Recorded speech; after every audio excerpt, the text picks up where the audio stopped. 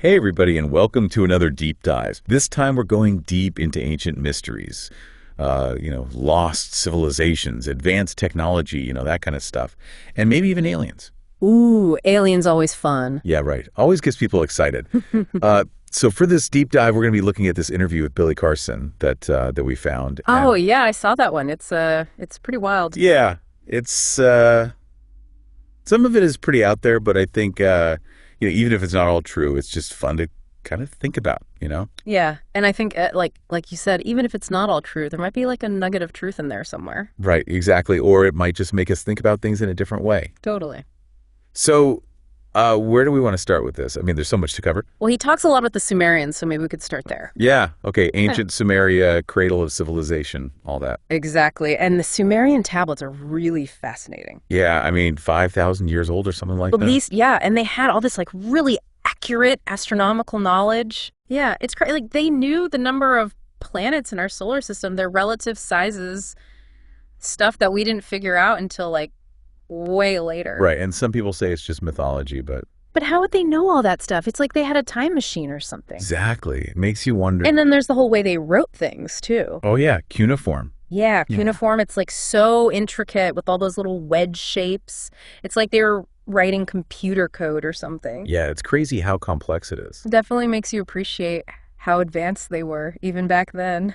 And if anyone wants to actually see the tablets themselves, UCLA has this awesome digital library online. Oh, wow. So you can actually look at the real deal. Yeah, it's pretty cool.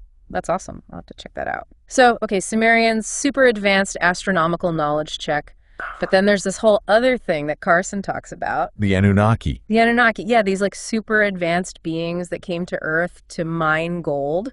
And he specifically mentions Adam's calendar in South Africa. Right, supposedly one of the oldest gold mines on Earth, 200,000 years old. Which is way older than mainstream archaeology would say is possible. Right, it's like, hold on a second, guys. I thought we were just figuring out fire back then. Exactly. So why gold? What's so special about gold that these super advanced beings would travel all this way to get it? I mean, it's shiny and all, but... Well, if you believe Sitchin's interpretation of the Sumerian texts, the Anunnaki needed gold to repair their atmosphere. Wait, what? Their atmosphere? They were doing some ancient geoengineering. It's an interesting parallel for sure. Yeah, because some scientists today are actually proposing using gold to combat climate change. Reflecting sunlight, all that. Yeah, wow. It's like they were way ahead of us.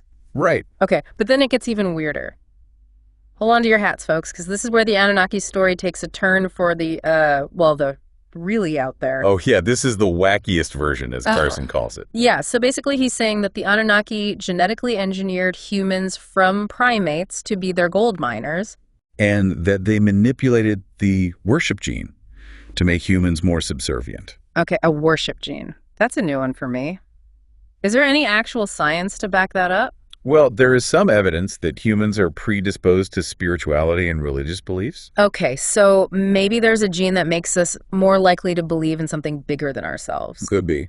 But to say that aliens manipulated that gene, that's a big leap. Yeah, for sure. But it's still an interesting concept to think about. It really is. What does that mean for free will and all that? Exactly. Okay, so we've got advanced Sumerians, maybe manipulated by aliens to mine gold for them. So far, so good. So far, so good. But what about actual physical evidence of advanced technology in ancient times? Not just, writings and interpretations and all that. Well, I mean, look no further than the Great Pyramid of Giza. Oh, yeah, the classic. Right. I mean, the scale, the precision, the fact that it's still standing after thousands of years. It's mind-blowing. It really is. And we still don't really know how they built it. Exactly. Those conventional explanations just don't cut it. Like ramps and copper chisels. Come on. Yeah, right. So Carson talks about this theory that the Great Pyramid was actually a power plant.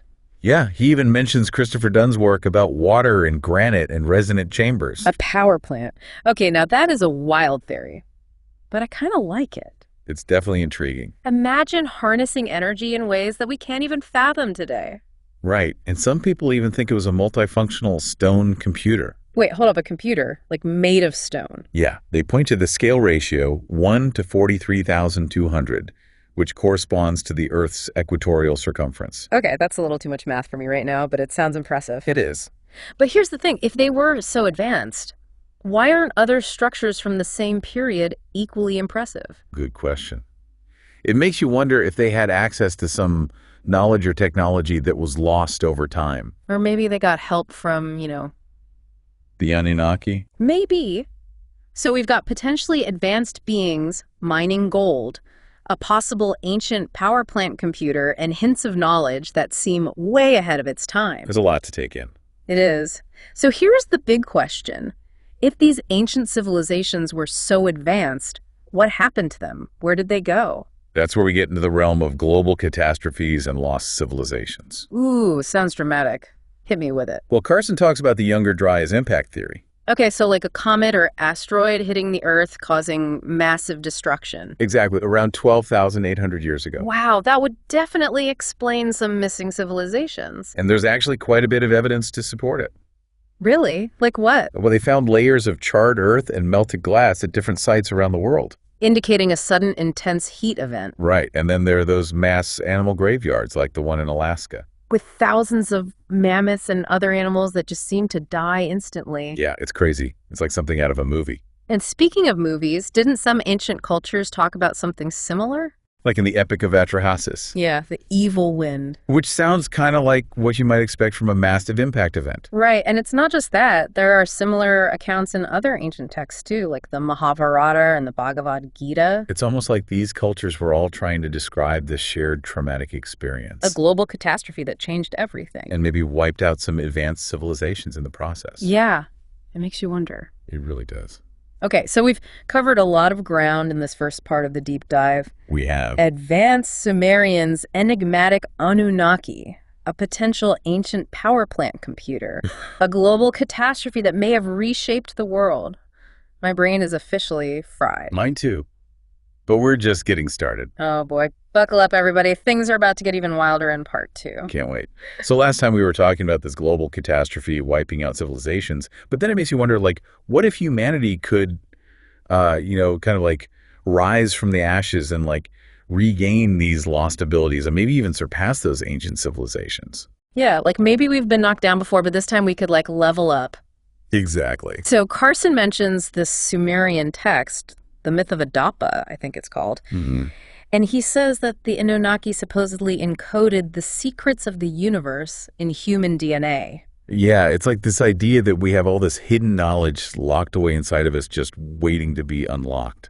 Okay, but how do we unlock it? Well, that's the million-dollar question, isn't it? Yeah.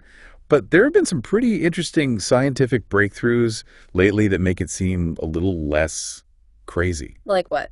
Well, for one, scientists have actually managed to store data in DNA. Whoa, DNA, like our DNA? Yeah, it turns out it's like this super efficient storage medium. So like a hard drive made of DNA? Kind of, yeah. That's wild. It is, and it makes you wonder if there's already information encoded in our DNA that we just haven't figured out how to access yet. Okay, so what kind of information are we talking about here? Like secret ancient knowledge or something? Well, who knows?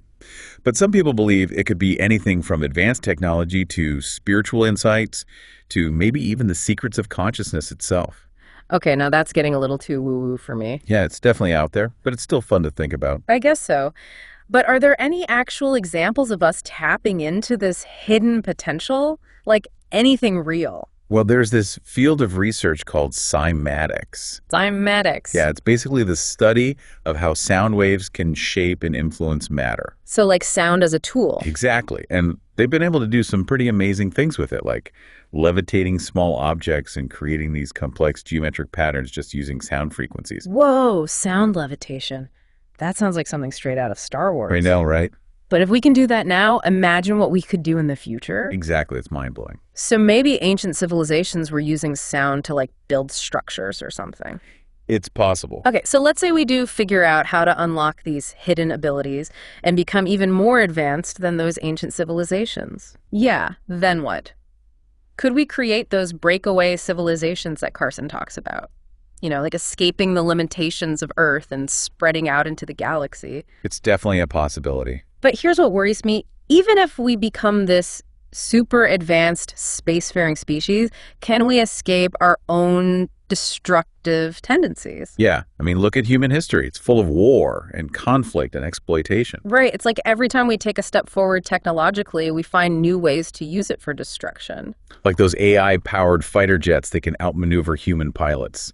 Yeah, it's impressive, but also kind of terrifying. Definitely. So are we just hardwired for conflict? Is that just part of human nature? Well, Carson believes that a lot of it has to do with manipulation. Manipulation. Yeah, like throughout history, elite groups have used divide and conquer tactics to control the population. Right. Keep people fighting amongst themselves while they benefit from the chaos. Exactly. And we see that happening today, too. Oh, yeah, for sure. Yeah. Social media, political polarization, all that stuff. It's all designed to keep us distracted and divided.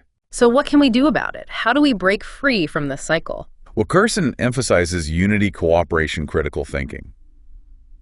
Basically, we need to wake up and see through the manipulation. Easier said than done, though, right? It's definitely not easy, but it's essential if we want to create a better future. Okay, so let's say we do manage to overcome all that and create a more peaceful and equitable society. What happens when AI and automation start taking over all the jobs? That's a valid concern for sure. I mean, we're already seeing it happening. We are, and it's only going to accelerate. So what happens to all the people who are out of work? Well, Carson suggests a universal basic income. A universal basic income. Yeah, basically everyone gets a guaranteed income regardless of whether they're working or not. Interesting. Where would the money for that come from?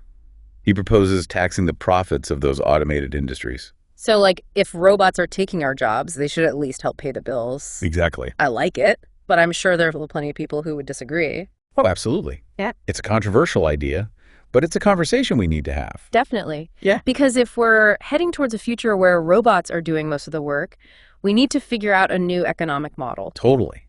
We need to redefine what it means to work and what it means to have value in a society where traditional jobs are becoming obsolete. So it's not just about providing a safety net, it's about rethinking our entire way of life. Exactly. It's an opportunity to reimagine what it means to be human. And what is it that makes us uniquely human? What can we offer that robots can't? Creativity, compassion, critical thinking, problem solving, connection, empathy, all those things that give our lives meaning and purpose. So maybe that's the key to our future, focusing on those qualities that make us human. It's a beautiful thought, isn't it? It is. It's like a Star Trek kind of future where technology enhances our lives and we're free to pursue our passions and explore the universe. I love that vision. Me too. But let's be real, human nature can be pretty messy. It can. So are we really capable of creating such a utopian society? Well, that's a question for another deep dive. But even if it's a long shot, it's worth striving for. I agree. And it's important to remember that we're not alone in this journey. Not alone. What do you mean? Well, that's what we'll be exploring in part 3. Stay tuned, folks. Things are about to get even more interesting. Okay, so back in part 2, you were saying we're not alone in this journey to, create a better future and all that. What did you mean by that? Well, it's something that Carson talks about a lot in the interview, this idea that there are other beings out there, benevolent beings, who are maybe even watching over us, guiding us. Okay, so like guardian angels, but on a cosmic scale. Kinda, yeah. It's an idea that's been around for a long time in different cultures and traditions. Right, like those stories about ancient gods and goddesses coming down from the heavens and all that. Exactly. But Carson believes it's more than just stories. He thinks there's actual evidence to support this idea. Evidence? Like what? Well, he points to those incredible archaeological sites we've been talking about. The ones that seem to hint at advanced technology and knowledge that we can't even explain today. Right, like the pyramids and all that. Exactly. Yeah. And he believes those sites are evidence of these ancient civilizations interacting with these other beings. So we're talking about ancient aliens. It's a possibility. And it's a topic that's always fascinated people. It definitely has. Right. But is there any real evidence to support it, or is it just speculation? Well, Carson believes there's plenty of evidence both in ancient texts and archaeological sites. Okay, so what kind of evidence are we talking about? Well, for one, he points to those ancient depictions of what appear to be flying machines or spaceships in different cultures around the world. You mean those cave paintings and hieroglyphs that some people interpret as showing spaceships and stuff? Yeah, and there are similar depictions in ancient artwork from all over the planet. It's like these ancient people were trying to record something. They had seen something that was beyond their understanding. But couldn't those depictions just be symbolic? Like maybe they were just representations of gods or spirits or something? It's possible. But it's interesting to think about how someone from an ancient culture who had never seen anything like a modern aircraft would try to depict such a thing. They would probably use whatever imagery and symbolism they were familiar with to try to make sense of it. That's a good point. Like, if you saw something in the sky that defied all your understanding of the world, you'd probably try to explain it in terms that you could grasp, even if those terms weren't entirely accurate. Exactly. And that's what makes these ancient depictions so fascinating. They offer a glimpse into a mindset that was both familiar and utterly alien to our own. Okay, so we've got these intriguing depictions of potential flying machines. What other evidence does Carson point to? We also talks about the existence of certain ancient artifacts that seem to defy conventional explanations. Like what? Well, there's the Baghdad battery, for example. The Baghdad battery. What's that? It's this collection of clay pots, copper tubes, and iron rods that was found in Iraq. And some people believe it could have been used as an ancient form of battery. A battery in ancient Mesopotamia. Seriously. Yeah. It's pretty wild. And while there's no definitive proof that it was actually used to generate electricity, its construction and the materials used suggest that it could have had that potential. So are we saying that ancient Mesopotamians might have had electricity thousands of years before we thought? It's a possibility. Yeah. And it challenges our assumptions about what ancient cultures were capable of. It definitely does. Okay, so we've got ancient batteries and strange depictions of flying machines. What else? Well, there's also the Dogon tribe in Africa. The Dogon! Yeah, they have this incredibly detailed knowledge of the Sirius star system, including the existence of a white dwarf star called Sirius B. But Sirius B is invisible to the naked eye, right? It is. Modern astronomers didn't even discover it until the 19th century. So how did the Dogon know about it? Well, they claim that their knowledge comes from the Nomo, these amphibious beings from the Sirius star system who visited them in the distant past. Amphibious aliens teaching astronomy to ancient Africans. That's a new one for me. I know, right? But even if we set aside the alien explanation, the Dogon's astronomical knowledge is still pretty remarkable. It really is. It's like they had access to information that should have been beyond their reach. Exactly. And that's one of the things that makes the study of ancient mysteries so compelling. It forces us to confront the limits of our own knowledge and consider the possibility that there's so much more to the story of human history than we've been told. Wow, this deep dive has really taken us on a journey. From ancient Sumeria to the pyramids to the possibility of alien contact. It's been quite a ride. It has. And it's really just the tip of the iceberg. There's so much more to explore. I know. I feel like we could do a whole series of deep dives just on ancient mysteries alone. We probably could. But for now, I think we've given our listeners plenty to think about. We definitely have. So to wrap things up, what's the one big takeaway you hope people get from this deep dive? I guess it would be to keep an open mind. Don't be afraid to question the accepted narrative and explore new ideas, even if they seem out there or impossible. I agree. Sometimes the truth is stranger than fiction. And who knows what incredible discoveries we might make if we're willing to look beyond the limits of what we think we know. Exactly. The universe is full of wonders and mysteries just waiting to be uncovered. Well said. Well, on that note, I think it's time to wrap up this deep dive. Sounds good. Thanks for joining us, everyone, and we'll see you next time for another deep dive into something fascinating and mind-blowing. Stay curious, folks.